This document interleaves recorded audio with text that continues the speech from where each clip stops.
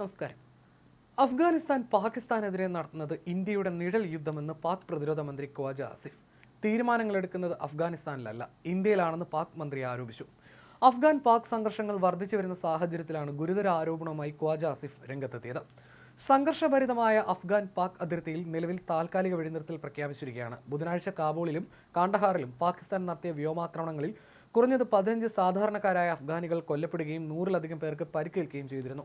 തങ്ങളുടെ പോസ്റ്റുകൾ ഉപേക്ഷിച്ചു പോയ പാകിസ്ഥാൻ സൈനികരുടെ പാൻറ്റുകളുമായി പിന്നീട് അഫ്ഗാൻ തെരുവിൽ താലിബാൻ സൈന്യവും പ്രവർത്തകരും പരേഡ് നടത്തിയിരുന്നു.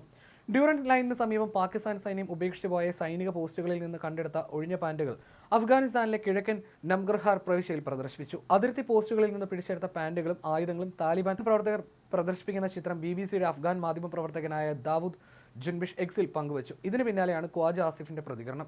താലിബാൻ വിദേശകാര്യമന്ത്രി അമീർ ഖാൻ മുത്തഖി അടുത്തിടെ നടത്തിയ 6 ദിവസത്തെ ഇന്ത്യ സന്ദർശനത്തിനിടെ ചില പദ്ധതികൾ തയ്യാറാക്കിയെന്നും പാക് മന്ത്രി ആരോപിച്ചു. അദ്ദേഹത്തിന്റെ ആദ്യ ഇന്ത്യൻ സന്ദർശനം ഔദ്യോഗികമായി വ്യാപാരത്തിലും ഉഭയകക്ഷി ബന്ധങ്ങളിലും ശ്രദ്ധ കേന്ദ്രീകരിച്ചുള്ളതായിരുന്നുവെങ്കിലും ഇതിന് മറ്റ് ലക്ഷ്യങ്ങൾ ഉണ്ടായിരുന്നുവെന്നാണ് പാക് മന്ത്രിയുടെ ആരോപണം. 48 മണിക്കൂർ സമയത്തേക്കാണ് വെടിനിർത്തൽ പ്രഖ്യാപിച്ചിരിക്കുന്നത്. ഇതിനുശേഷം വെടിനിർത്തൽ തുടരാൻ സാധ്യതയില്ലെന്ന് പാക് പ്രതിരോധ മന്ത്രി ഖ്വാജ ആസിഫ് പറയുന്നു. ഇന്ത്യക്കെതിരെ അദ്ദേഹം ആരോപണം ഉന്നയിക്കുകയും ചെയ്തു. താലിബാൻ ഇന്ത്യക്ക് വേണ്ടി നിഴൽ യുദ്ധം നടത്തുന്ന സേനയായി മാറിയെന്നാണ് ഖ്വാജയുടെ ആരോപണം. അഫ്ഗാൻ താലിബാൻ ഇന്ത്യക്ക് വേണ്ടി നിഴൽ യുദ്ധം നടത്തുകയാണെന്നും അവർ ന്യൂഡൽഹിയുടെ ഒരു ചട്ടുകമായി മാറിയെന്നും പാക് പ്രതിരോധ മന്ത്രി പറഞ്ഞു. ഈ വെടിനിർത്തൽ നിലനിൽക്കുമോ എന്ന കാര്യത്തിൽ എനിക്ക് സംശയമുണ്ട്. കാരണം അഫ്ഗാൻ താലിബാനെ സ്പോൺസർ ചെയ്യുന്ന ഡൽഹിയാണെന്ന് ഖ്വാജ ആസിഫ് പാക് മാധ്യമങ്ങളോട് പറഞ്ഞു. സൗഹൃദ രാജ്യങ്ങളുടെ ഇടപെടലിനെ തുടർന്നാണ് വെടിനിർത്തൽ അംഗീകരിച്ചതെങ്കിലും അത് ദുർബലമാണ്. അത് അധികകാലം നിലനിൽക്കുമെന്ന് താൻ വിശ്വസിക്കുന്നില്ലെന്നും അദ്ദേഹം കൂട്ടിച്ചേർത്തു. ബുധനാഴ്ച രാത്രിയോടെയാണ് വെടിനിർത്തൽ പ്രാബല്യത്തിൽ വന്നത്. ഇരു രാജ്യങ്ങളിലെ സർക്കാരുകളും ഇത് സ്ഥിരീകരിച്ചു. എന്നാൽ വർദ്ധിച്ചു വരുന്ന അക്രമം അവസാനിപ്പിക്കാൻ വെടിനിർത്തൽ ആവശ്യപ്പെട്ടത് എതിർ രാജ്യമാണെന്ന് ഇരു സർക്കാരുകളും പരസ്പരം ആവശ്യപ്പെടുന്നുണ്ട്. വെടിനിർത്തൽ കാലയളവിൽ സങ്കീർണവും എന്നാൽ പരിഹരിക്കാനാവുന്നതുമായ പ്രശ്നത്തിന് ക്രിയാത്മകമായ ചർച്ചകളിലൂടെ പരിഹാരം കണ്ടെത്താൻ ഇരുപക്ഷവും ആത്മാർത്ഥമായി ശ്രമിക്കുമെന്ന് പാകിസ്ഥാൻ വിദേശകാര്യ മന്ത്രാലയവും അറിയിച്ചു. വെടിനിർത്തൽ കരാർ പാകിസ്ഥാൻ ലംഘിക്കുന്നില്ലെങ്കിൽ കരാർ പാലിക്കാൻ തങ്ങളുടെ സൈന്യത്തിന് നിർദ്ദേശം നൽകിയിട്ടുണ്ടെന്ന് താലിബാൻ സർക്കാരും വ്യക്തമാക്കി. അതേസമയം അഫ്ഗാനിസ്ഥാനിലെ താലിബാൻ ഭരണകൂടം നിയമസാധുതയുള്ളതല്ലെന്ന് പാകിസ്ഥാൻ പ്രഖ്യാപിച്ചു.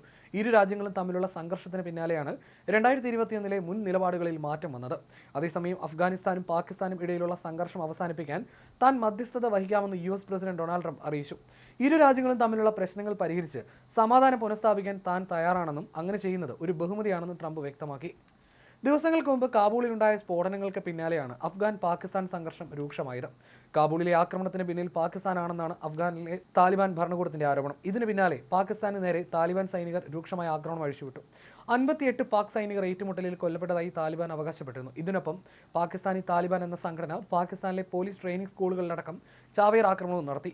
അതേസമയം 200-ലേറെ താലിബാൻ സൈനികർ ഏറ്റുമുട്ടലിൽ കൊല്ലപ്പെട്ടെന്നായിരുന്നു പാകിസ്ഥാന്റെ അവകാശവാദം. താലിബാന്റെ ഒട്ടേറെ സൈനിക പോസ്റ്റുകൾ പിടിച്ചെടുത്തതായും പാകിസ്ഥാൻ അവകാശപ്പെട്ടിരുന്നു.